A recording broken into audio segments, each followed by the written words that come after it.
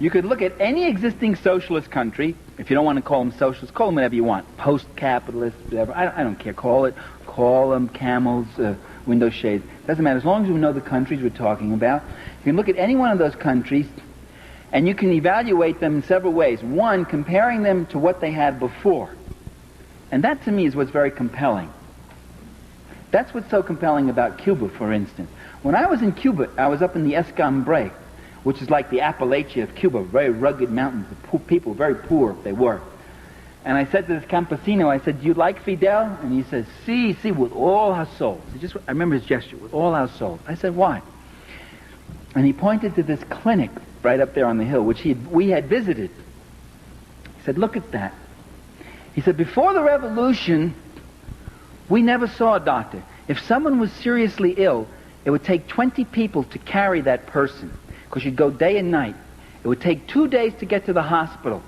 First, because it was far away, and second, because you couldn't go straight. You couldn't cross the latifundio lands. The boss would kill you. So you had to go like this. And often when we got to the hospital, the person might be dead by the time we got there. Now we have this clinic up here with a full-time doctor. And today, a doctor in Cuba, when you become a doctor, you've got to spend 2 years out in the country. That's your dedication to the people. And a dentist who comes 1 day a week. And for more serious things, we're not more than 20 minutes away from a larger hospital. That's in the Escambray.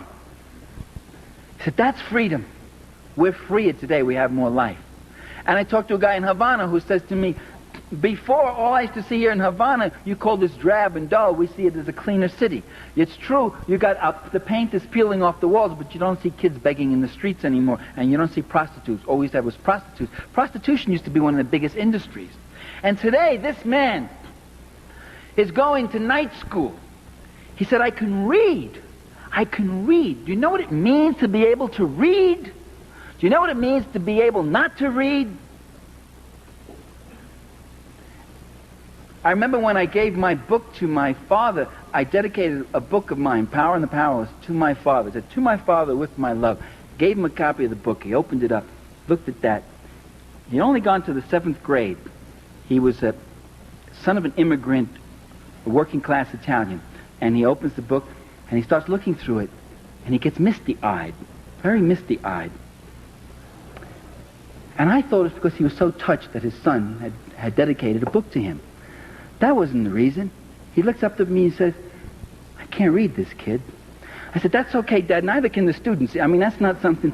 I mean, don't worry about that. I wrote it for you. I mean, it's your book, and you don't have to read it. You know, it's a very complicated book, an academic book." He says, "Yeah, I can't read this book." And the defeat that man felt. That's what illiteracy is about. That's what the joy of literacy programs is. That's why in Nicaragua you got people walking proud now for the first time.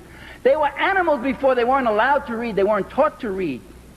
So you compare a country to what it came from, with all its imperfections, and those who demand instant perfection. The day after the revolution, they get up and say, "Are there civil liberties for the fascists? Are they going to be allowed to have their newspapers and their radio program? Are they going to be able to keep all their farms?"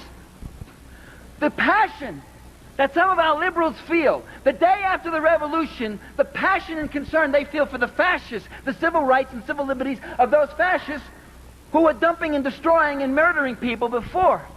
Now the revolution has got to be perfect. It's got to be flawless. Well, that isn't my criteria. My criteria is what happens to those people who couldn't read. What happens to those babies that couldn't eat, that died of hunger? And that's why I support revolution. The revolution that feeds the children gets my support. Not blindly, not unqualifiedly.